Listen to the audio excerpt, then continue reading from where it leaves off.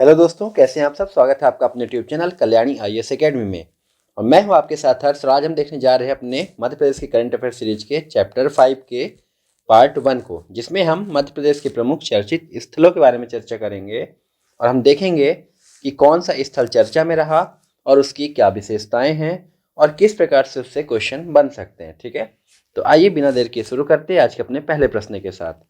तो आज का हमारा जो पहला प्रश्न है वो किस जिले के पुलिस ट्रेनिंग सेंटर को देश में सर्वश्रेष्ठ पुलिस ट्रेनिंग सेंटर का अवार्ड प्राप्त हुआ है। इंदौर, भोपाल, शिवपुरी या उज्जैन। ठीक है, पुलिस ट्रेनिंग सेंटर की बात कर रहे हैं ना, पुलिस ट्रेनिंग सेंटर यानी पीटीसी की। तो ये जो इसका सही उत्तर होगा वो होगा इंदौर। तो इंदौर पुलिस ट्रेनिंग सेंटर को देश में सर्वश्रेष्ठ पुलिस ट्रेनिंग सेंटर का अवार्ड प्राप्त हुआ है, ध्यान रहेगा। अब आइए इंदौर पुलिस ट्रेनिंग सेंटर के बारे में जानते हैं। तो स्वतंत्रता के पहले यानी 1947 के पहले, स्वतंत्रता पूर्व यह भील पलटन का प्रशिक्षण केंद्र था। ये जो भील आर्मी होती थी उनको यहाँ पे प्रशिक्षित किया जाता था। यहाँ पे आज पुलिस ट्रेनिंग सेंटर है इंदौर का। ठीक है, ब्रिटिश सरकार ने जो ये स्थापित किया था तो ये मालवा भील कॉप्स के नाम से किया था। ठीक है, क्या नाम था इसका? मालवा भील कॉप्स। ठीक है, ध्यान याद रहेगा। और इसको 1956 में पुलिस ट्रेनिंग सेंटर बनाया गया इंदौर वाले को, और 2012 में इसे महाविद्यालय घोषित कर दिया गया। समझ पा रहे हैं? आइए आगे देखते हैं। आरक्षक स्तर पर प्रदेश का यह एकमात्र सेंटर है जिसमें महिलाएं और पुरुष एक साथ और एक समान प्रशिक्षण प्राप्त करते हैं। दोस्तों, इन सब के अलावा एक महत्वपूर्ण बात ये याद रखिएगा, विशेष तौर पे जो आपको बता रहा हूँ वो ये है कि पुलिस प्रशिक्षण के लिए जो सर्वश्रेष्ठ संस्थान है भारत का वो है राष्ट्रीय पुलिस अकादमी हैदराबाद। कौन सा है? राष्ट्रीय पुलिस अकादमी हैदराबाद, जहाँ पे आईपीएस तक की ट्रेनिंग कराई जाती है। अकादमी हैदराबाद। ठीक है, इसका नाम जो पड़ा है वो पड़ा है सरदार पटेल राष्ट्रीय पुलिस अकादमी, ध्यान रहेगा। तो ये कहाँ पे? हैदराबाद में। आगे बढ़ते हैं और अपने अगले प्रश्न को देखते हैं। तो आज का जो हमारा अगला प्रश्न है वो है इंदौर में जरूरतमंदों की मदद करने वाली किस संस्था का नाम इंडिया बुक ऑफ रिकॉर्ड में दर्ज हुआ है? दान पात्र, रोटी बैंक, अन्नपूर्णा या रक्षा कर्तव्य। तो इसका जो सही उत्तर है वो है दान पात्र। ठीक है, दान पात्र क्या है दोस्तों? दान पात्र एक प्रकार की संस्था है जो लोगों को क्या करती है? जरूरतमंदों को सामान उपलब्ध कराती है अलग अलग प्रकार के। ठीक है, आइए इसके बारे में देखते हैं। इंदौर में जरूरतमंदों की मदद करने वाली शहर की संस्था के द्वारा संस्था दान पत्र नामक इंडिया बुक ऑफ रिकॉर्ड में दर्ज किया गया है। मतलब दान पत्र का नाम इंडिया बुक ऑफ रिकॉर्ड में दर्ज किया गया है, ध्यान रहेगा। समझ पा रहे हैं?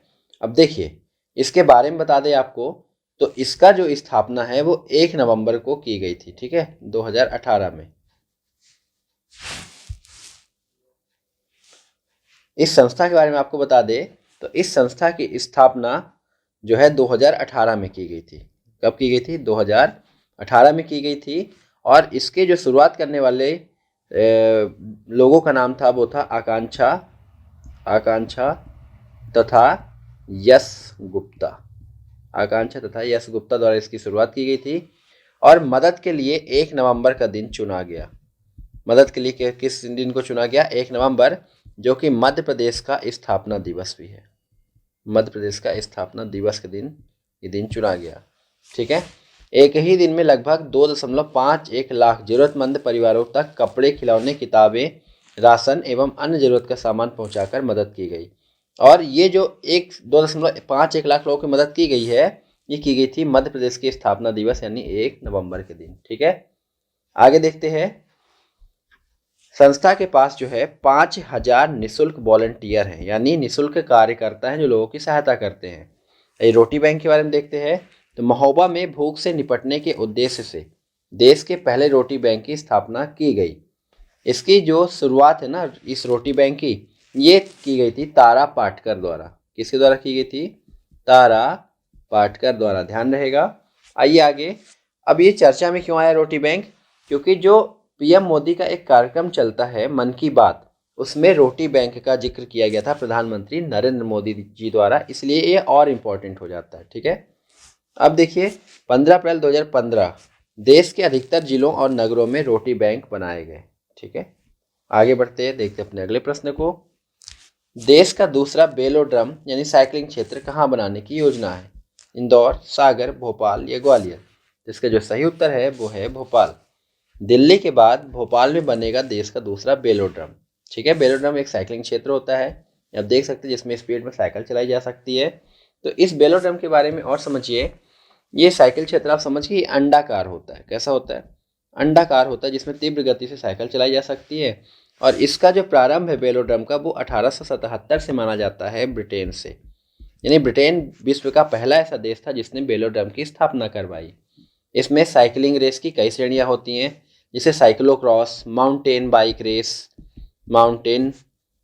Race, track cycling etcetera. ठीक है, साइकिलिंग खेल जो है इसको ओलंपिक की मान्यता प्राप्त है, ध्यान रखिएगा। अंतर्राष्ट्रीय स्तर पर का जो बेलोड्रम है भारत में, वो महाराजा गंगा सिंह विश्वविद्यालय बीकानेर में बना है। कहाँ बना है? महाराजा गंगा सिंह विश्वविद्यालय बीकानेर में बनाया गया है, अंतर्राष्ट्रीय स्तर का।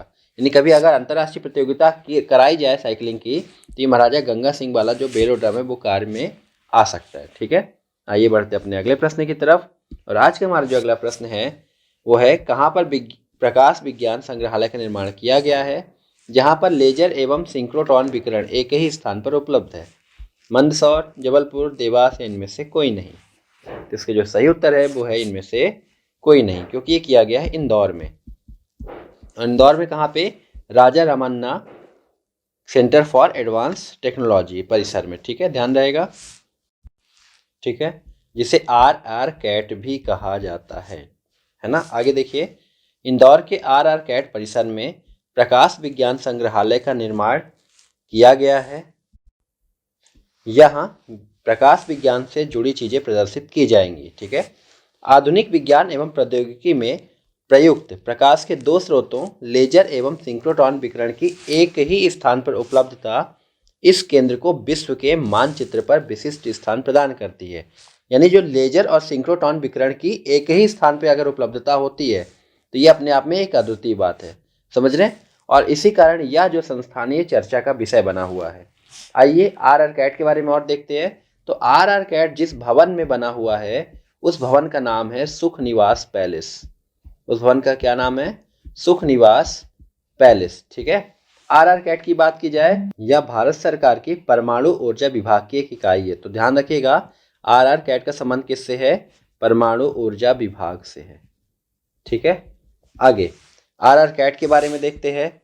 RR कैट के बारे में देखते हैं तो RR कैट की जो आधारशिला है वो 19 फरवरी 1984 को ज्ञानी जैल सिंह द्वारा रखी गई थी। ज्ञानी जैल सिंह जो कि भारत के पहले सिख राष्ट्रपति थे, ध्यान रखिएगा। ठीक है, इसके कार्य की बात की जाए तो कणों के त्वरक तथा लेजर गुणों का अध्ययन करना है।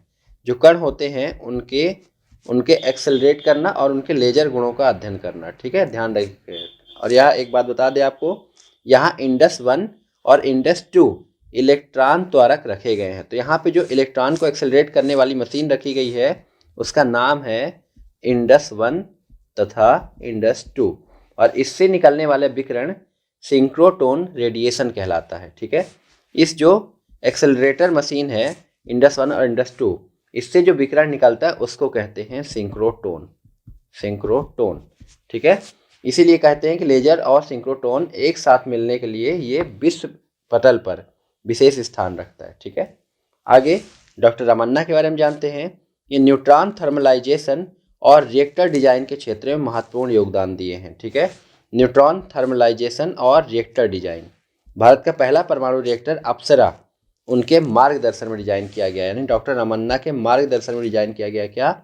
भारत का पहला परमाणु रिएक्टर अप्सरा। दोस्तों आप कमेंट बॉक्स में कमेंट करके बताइएगा कि अप्सरा को कहाँ पर स्थापित किया गया है। ठीक है, आगे बढ़ते हैं और देखते हैं अपने अगले प्रश्न को। तो प्लास्टिक सामग्री के उपयोग निषेध हेतु मैं हूँ झोलाधारी अभियान की शुरुआत की गई। इंदौर, रतलाम, खरगोन या झाबुआ? तो इसका जो सही उत्तर है वो है इंदौर। प्लास्टिक सामग्री का उपयोग निषेध हेतु इंदौर में मैं भी झोलाधारी इंदौरी अभियान शुरुआत की गई है। ठीक है, सिंगल यूज प्लास्टिक से मुक्त होने के लिए नगर निगम इंदौर में शहर ने थैली एटीएम शुरू किया है। तो थैली एटीएम शुरुआत भी कहाँ से की गई है? इंदौर से की गई, ध्यान रखिएगा, है ना। आगे देखिएगा, इसका जो उद्देश्य है वो है शहर में पॉली बैग के उपयोग पर रोक व कपड़े के झोले का इस्तेमाल करना। ठीक है, आगे बढ़ते हैं और देखते हैं अपने अगले प्रश्न को।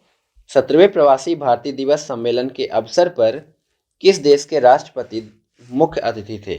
फ्रांस, यूक्रेन, गुआना या क्यूबा? तो इसका जो सही उत्तर है वो है गुआना। यानी गुआना के राष्ट्रपति क्या थे? मुख्य अतिथि के तौर पे बुलाए गए थे प्रवासी भारतीय दिवस में, जो कि संपन्न हुआ था 8 से 10 जनवरी 2023 को मध्य प्रदेश के इंदौर में। ठीक है, ध्यान रहेगा। अब देखिए, इसमें जो संस्करण है ये 17वां संस्करण था। कौन सा था? 17वां संस्करण था, जिसमें गुआना के राष्ट्रपति मोहम्मद इरफान अली मुख्य अतिथि थे, ध्यान रखिएगा, है ना। अब आगे बात करते हैं, इसकी थीम क्या थी? तो इसकी थीम थी प्रवासी। प्रवासी अमृतकाल में भारत की प्रगति में विश्वसनीय भागीदारी इसकी थीम थी, ध्यान रहेगा। प्रवासी भारतीय दिवस के बारे में देखते हैं। तो प्रवासी भारतीय दिवस को मनाने का जो प्रारंभ है ये 2003 से किया गया। इस दिवस को जो मनाने का कारण है वो ये है कि 9 जनवरी 1915 को महात्मा गांधी जी दक्षिण अफ्रीका से भारत आए थे। ठीक है, और इसका उद्देश्य जो है वो ये है कि राष्ट्र कल्याण व विकास के लिए जो प्रवासी भारतीय उनके योगदान को याद रखा जा सके। समझ रहे हैं? यानी जो राष्ट्र का कल्याण हो रहा है, राष्ट्र का विकास हो रहा है, उससे प्रवासी भारतीय क्या भूमिका का निर्वहन कर रहे हैं, उस भूमिका को याद रखना और याद दिलवाते रहना, ये इसका मुख्य उद्देश्य है ना। प्रवासी भारतीय दिवस के बारे में देखिएगा। ये देखिए, महात्मा गांधी जी दक्षिण अफ्रीका से वापस आए थे। उद्देश्य है राष्ट्र कल्याण और विकास के लिए अनिवासी भारतीय द्वारा किए गए उपकारों को याद रखना। 2015 से तक वार्षिक था, उसके बाद से द्विवार्षिक हो गया। 2016 में जो 14वां सम्मेलन होने वाला था वो रद्द हो गया। अब दोस्तों, यहाँ पे गुआना के राष्ट्रपति आए थे, इसलिए गुआना के बारे में भी देख लीजिए। तो सबसे पहले यह एक दक्षिण अमेरिकी देश है। गुआना क्या है? एक दक्षिण अमेरिकी देश है, जिसका जो ऑफिशियल नेम है वो है कोऑपरेटिव पब्लिक ऑफ गुआना, और इसके राष्ट्रपति हैं इरफान अली, और राजधानी है जॉर्ज टाउन। राजधानी याद रखिएगा क्या है? जॉर्ज टाउन है। आगे बढ़ते अपने अगले प्रश्न की तरफ। इंदौर नगर निगम द्वारा जारी किए गए एक ग्रीन बॉन्ड का मूल्य क्या है? 500 रुपये, 1000 रुपये, 2000 रुपये या 5000 रुपये? तो इसका जो सही उत्तर है वो है 1000 रुपये। 10 फरवरी 2023 को मध्य प्रदेश के इंदौर नगर निगम द्वारा ग्रीन बॉन्ड जारी किया गया। निगम के एक बॉन्ड का मूल्य 1000 रुपये है। ठीक है, 60 मेगावाट के सौर ऊर्जा प्लांट की स्थापना के लिए ग्रीन बॉन्ड जारी करेगा इंदौर का जो नगर निगम है, और नगर निगम ग्रीन बॉन्ड से 250 करोड़ रुपए की व्यवस्था करेगा और इंदौर में क्या लगाएगा? 60 मेगावाट का सौर ऊर्जा प्लांट लगाने का जो है प्रयत्न करेगा। ठीक है, आगे बढ़ते हैं और देखते हैं अगले प्रश्न को। प्रदेश की पहली मेट्रो ट्रेन सिटी घोषित किया गया, इंदौर, सागर, विदिशा या रीवा? इसका जो सही उत्तर है वो है इंदौर। इंदौर को प्रदेश की पहली मेट्रो ट्रेन सिटी घोषित किया गया है। Standard gauge Bhopal Indore metro परियोजना के लिए पहली मेट्रो ट्रेन 31 अगस्त को एल्स्टॉम द्वारा, एल्स्टॉम एक कंपनी है दोस्तों, एल्स्टॉम द्वारा Madhya Pradesh metro rail corporation को सौंपी गई। यानी एल्स्टॉम कंपनी ने बना के किसको दे दिया? Madhya Pradesh metro rail corporation को दे दिया। एल्स्टॉम भोपाल में लाइन पर संचालन के लिए 27 ट्रेनों और इंदौर में लाइन के लिए 25 सेट की आपूर्ति कर रहा है। अनुबंध के तहत ये 15 वर्षों तक रखरखाव भी शामिल है, यानी एल्स्टॉम इसका 15 साल तक रखरखाव भी करेगा, ध्यान रहेगा। आइए बढ़ते अपने अगले प्रश्न की तरफ। और आज का हमारा जो अगला प्रश्न है, 26वीं राष्ट्रीय ई गवर्नेंस कॉन्फ्रेंस का आयोजन किया गया। आपका ऑप्शन है इंदौर, भोपाल, उज्जैन या सागर। राष्ट्रीय ई गवर्नेंस कॉन्फ्रेंस, ठीक है, तो इसका जो सही उत्तर है वो है इंदौर।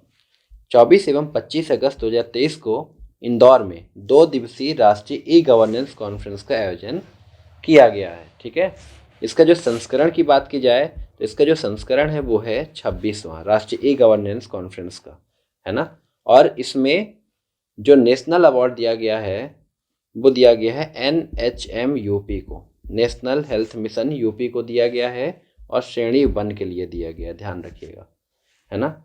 इसमें गवर्नमेंट प्रोसेस री इंजीनियरिंग फॉर मेडिकल ट्रांसफॉर्मेशन के तहत ई गवर्नेंस योजना 2023 के लिए दिया गया है। और इसके विषय की बात करें, जो ये कॉन्फ्रेंस की गई थी, इसका जो विषय है वो है विकसित भारत। विकसित भारत, नागरिकों का सशक्तिकरण, नागरिकों का सशक्तिकरण, ध्यान रखिएगा। राष्ट्रीय ई गवर्नेंस योजना के बारे में बात की जाए तो राष्ट्रीय ई गवर्नेंस योजना की जो शुरुआत है, राष्ट्रीय ई गवर्नेंस योजना की जो शुरुआत है वो 2006 में की गई थी सूचना प्रौद्योगिकी विभाग के द्वारा, है ना। और इसका जो उद्देश्य है वो क्या है, CSC यानी कॉमन सर्विस सेंटर के तहत सभी सरकारी सेवाओं तक नागरिकों की पहुंच सुनिश्चित करना। लाभ की बात की जाए, इससे लाभ क्या होगा, तो इसमें ट्रांसपेरेंसी आती है, यानी पारदर्शिता आती है और भ्रष्टाचार में कमी होती है। साथ ही जो लोक सेवा अधिकारी होते हैं वो भी अपने कार्य को भली प्रकार से करते हैं। आइए देखते हैं अपने अगले प्रश्न को। हमारा आज का 10वां प्रश्न है, राष्ट्रीय महुआ कॉन्क्लेव 2023 का आयोजन हुआ मंदसौर, भोपाल, छिंदवाड़ा, नरसिंहपुर। तो इसका जो सही उत्तर है वो है भोपाल। भोपाल स्थित RCPV नरोन्ना प्रशासन अकादमी में राष्ट्रीय महुआ कॉन्क्लेव 2023 का आयोजन हुआ। दोस्तों, हमने आपको RCPV नरोन्ना के बारे में पिछले वीडियो में बताया था कि जो RCPV नरोन्ना है वो भोपाल में स्थित है और यहाँ पे जो सिविल सेवा में चयनित अधिकारी हैं उनकी यहाँ पे ट्रेनिंग कराई जाती है। ठीक है, आगे देखिएगा। मध्य प्रदेश के वन मंत्री डॉक्टर कुंवर विजय शाह के मुख्य आतिथ्य में 30 सितंबर को ये हुआ था, ध्यान रखिएगा, है ना। अब भोपाल आ गया है आप इसमें क्वेश्चन में, तो भोपाल के बारे में जानते हैं। भोपाल की जो स्थापना है राजा भोज द्वारा 11वीं शताब्दी में की गई, आप सबको पता है। इसका जो प्रारंभिक नाम था वो था भोजपाल। क्या था? भोजपाल। अब आपसे अगर क्वेश्चन पूछे कि भोपाल को किसने बसाया, तो याद रखिएगा राजा भोज ने। लेकिन अगर आपसे क्वेश्चन पूछा कि भोपाल को आधुनिक रूप से किसने बसाया था, तो आधुनिक रूप से बसाने वाले का नाम था दोस्त मोहम्मद खान। दोस्त मोहम्मद खान। अब भोपाल से क्वेश्चन आता है, जो भोपाल में जो शासन करने वाली बेगमें थी उनका क्या क्या नाम था। तो पहली बेगम थी कुदसिया बेगम, जिन्हें गौहर बेगम के नाम से भी जाना जाता है। दूसरा सिकंदर जहां बेगम, फिर शाहजहां बेगम, और लास्ट हैं सुल्तान जहां बेगम। ठीक है, इसके बाद हमीदुल्लाह खां आ जाते हैं और हमीदुल्लाह खां के नेतृत्व में भोपाल का विलय हो जाता है भारत के अंदर। ठीक है, ध्यान रहेगा। आइए आगे बढ़ते हैं और देखते हैं अपने अगले प्रश्न को। तो राष्ट्रीय मीडिया संग्रहालय की स्थापना कहाँ की जाएगी, इंदौर, भोपाल, जबलपुर या सागर। तो इसका जो सही उत्तर है वो है भोपाल। जुलाई 2023 को मुख्यमंत्री शिवराज सिंह चौहान की अध्यक्षता में हुई माखनलाल चतुर्वेदी राष्ट्रीय पत्रकारिता एवं संचार विश्वविद्यालय की महापरिषद की बैठक में जानकारी दी गई कि भोपाल में राष्ट्रीय मीडिया संग्रहालय की स्थापना की जाएगी। ठीक है ना। ये मुख्यमंत्री शिवराज सिंह चौहान की अध्यक्षता में एक मीटिंग की गई थी जिसमें ये जानकारी दी गई है। विभिन्न प्रबंधकीय विषयों पर भी निर्णय लिए गए हैं और एशिया के पहले और देश के सबसे बड़े पत्रकारिता एवं संचार विश्वविद्यालय में राष्ट्रीय शिक्षा नीति के प्रावधानों को लागू किया जाएगा। ध्यान रहेगा। अब आइए देखते हैं कुछ अन्य महत्वपूर्ण तथ्यों के बारे में।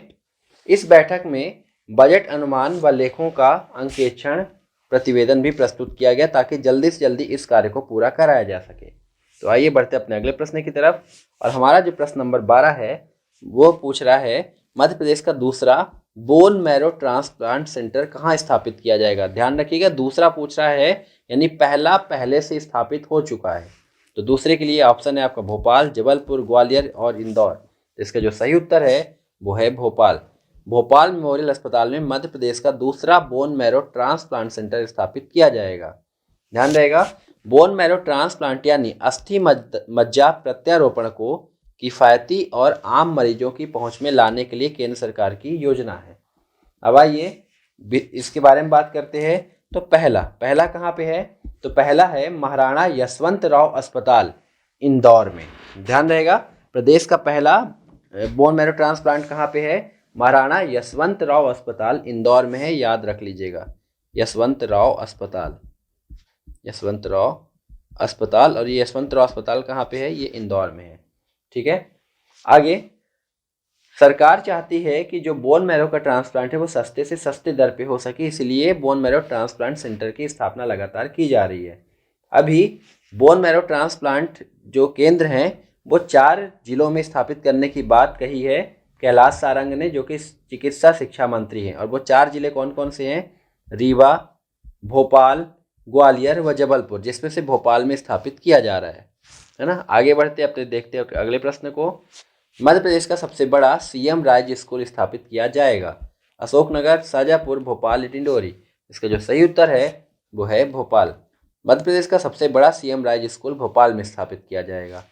मध्य प्रदेश सरकार ने छात्रों को गुणवत्तापूर्ण शिक्षा प्रदान करने के उद्देश्य से 9000 सीएम राज्य स्कूल स्थापित करने की घोषणा की है।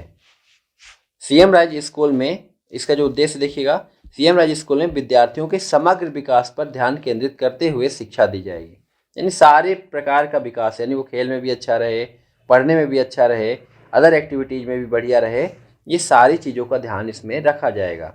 इससे विद्यार्थी को बौद्धिक, शारीरिक, भावनात्मक और सामाजिक क्षमताओं का विकास होगा और वे जीवन की चुनौतियों का सामना कर पाने में सक्षम होंगे। ठीक है, याद रहेगा। अब देखिए, जो पहला सीएम राज्य स्कूल की बात की जाए तो इन 9000 में जो पहला सीएम राज्य स्कूल है वो मध्य प्रदेश के शाजापुर में बनाया जाएगा। कहाँ बनाया जाएगा? शाजापुर में मतलब बनाया गया है। इसका जो नाम है वो है बाबा साहब अम्बेडकर। ठीक है, सीएम राज्य स्कूल। अगला प्रश्न, मध्य प्रदेश में तुलसी वन बनाया जाएगा? सतना, भोपाल, रायसेन या सीहोर? तो इसका जो सही उत्तर है वो है भोपाल। भोपाल में तुलसी वन बनाया जाएगा। तुलसी की बढ़ती मांग को देखते हुए 67 प्रजाति की तुलसी लगाई जाएंगी। सामाजिक वानिकी विभाग द्वारा पहले नर्सरी में इन्हें तैयार करने का निर्णय लिया गया है, जिनमें बिमला, सौंफ, अफ्रीकन अमेरिकन सहित अन्य प्रजातियों की तुलसी का रोपण किया जाएगा। आइए तुलसी के बारे में जानते हैं। तो तुलसी का जो वैज्ञानिक नाम है वो है ओसिमम सेक्टम। ओसिमम सेक्टम ये तुलसी का वैज्ञानिक नाम है। क्योंकि तुलसी वन की बात आई तो तुलसी इंपॉर्टेंट हो जाता है ना। और इसमें जो गुण पाए जाते हैं वो एंटीबैक्टीरियल, एंटी फंगल, एंटीसेप्टिक इत्यादि गुण से लेस होती है। कौन? आपकी तुलसी, है ना। अब तुलसी आ गया है शब्द, तो हम तुलसी संग्रहालय को भी लगातार देख लेते हैं। तुलसी संग्रहालय की स्थापना रामबन सतना में की गई थी 1977 में। तुलसी सम्मान की बात करें तो ये 1983-84 में शामिल किया गया था, जो कि कला के क्षेत्र में आदिवासियों को दिया जाता है।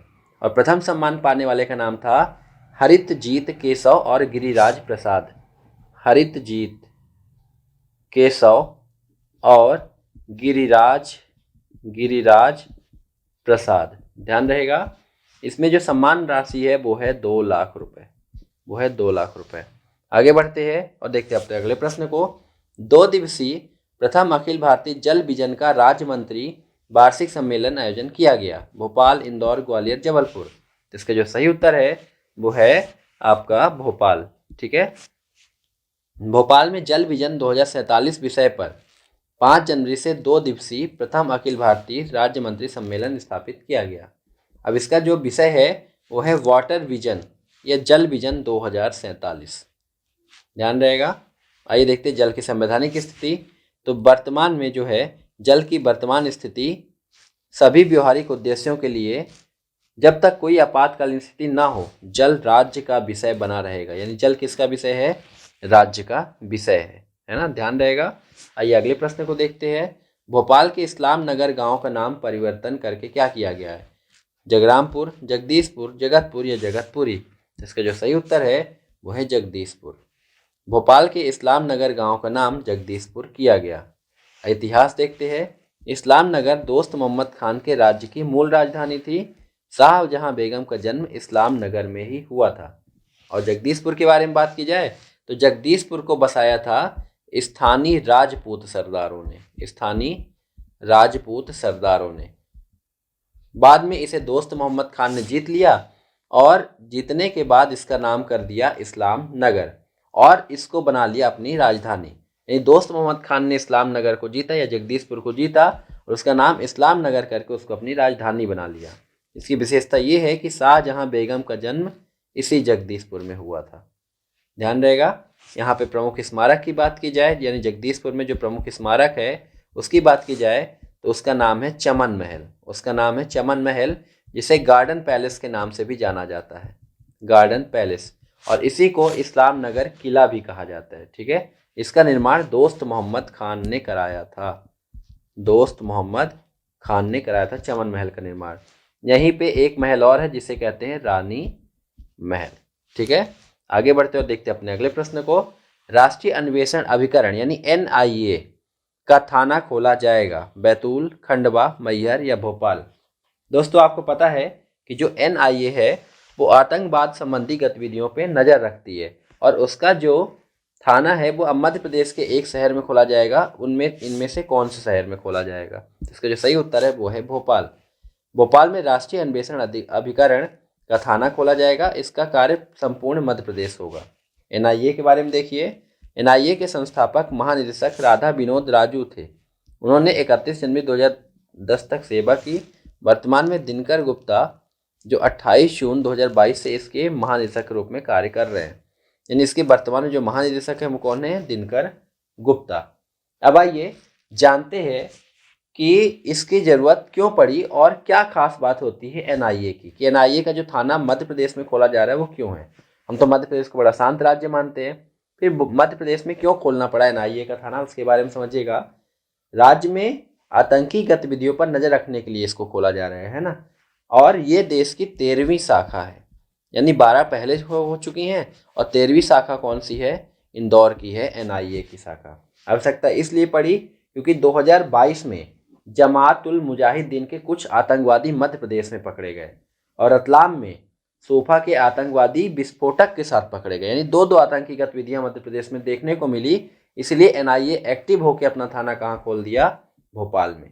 और NIA की बात की जाए तो इसका जो गठन है वो 31 दिसंबर 2008 को किया गया था और ये आतंकवादी विरोधी कानून को प्रवर्तन में लाती है। इसमें मंत्रालय की बात की जाए तो इसमें गृह मंत्रालय शामिल होता है। गृह मंत्रालय शामिल होता है। आइए बढ़ते अपने अगले प्रश्न की तरफ। और अगला प्रश्न है, देश की पहली होम्योपैथिक फार्मेसी शुरू की जाएगी बड़वानी, सतना, हरदा या भोपाल। तो इसका जो सही उत्तर है वो है भोपाल। सरकारी क्षेत्र की देश की पहली होम्योपैथी फार्मेसी भोपाल स्थित सरकारी होम्योपैथिक कॉलेज में शुरू की जाएगी।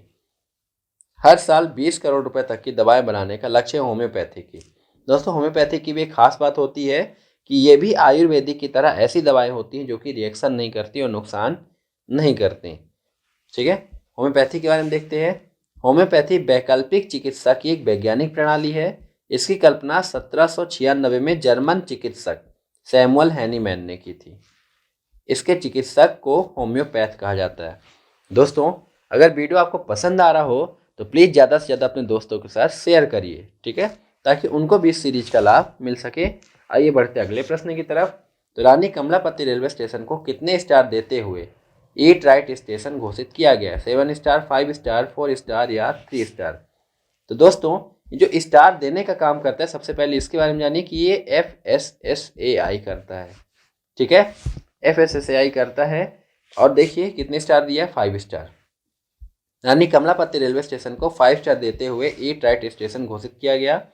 देश का पहला निजी रेलवे स्टेशन हबीबगंज है, जिसे 13 नवंबर 2021 को नाम बदलकर हबीबगंज से रानी कमलापति रेलवे स्टेशन किया गया था। रानी कमलापति की बात की जाए तो 18वीं शताब्दी की भारत की एक रानी और वीरांगना थी, है ना। और इनके बारे में अन्य तथ्यों को देखते हैं कि इनसे संबंधित जो अन्य तथ्य हैं वो क्या क्या हैं। तो विशेष भोपाल रेलवे स्टेशन को भी 4 स्टार दिया गया FSSAI द्वारा, ठीक है, और इसे भी ईट राइट स्टेशन घोषित किया गया। भोपाल रेलवे जंक्शन की बात करूं, ध्यान रखिएगा, हबीबगंज की नहीं। हबीबगंज को 5 स्टार और भोपाल जंक्शन को 4 स्टार। हबीबगंज का नाम वर्तमान में रानी कमलापति कर दिया गया है। रानी कमलापति के बारे में जान लीजिए।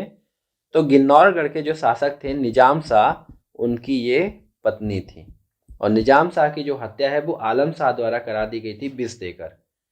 तत्पश्चात रानी कमलापति अपने बालक को लेकर के दूर चली गई थी और वहाँ एक कमलापति महल बनाया था। ठीक है, ध्यान रहेगा। आइए आगे बढ़ते हैं। कचरे से कोयला बनाने का देश का दूसरा संयंत्र स्थापित किया जाएगा इंदौर, भोपाल, रतलाम या दमोह। तो इसका जो सही उत्तर है वो है भोपाल। भोपाल में कचरे से कोयला बनाने का देश का दूसरा संयंत्र स्थापित किया जाएगा। तो दोस्तों अब आपके दिमाग में आ रहा होगा कि पहला कहाँ है।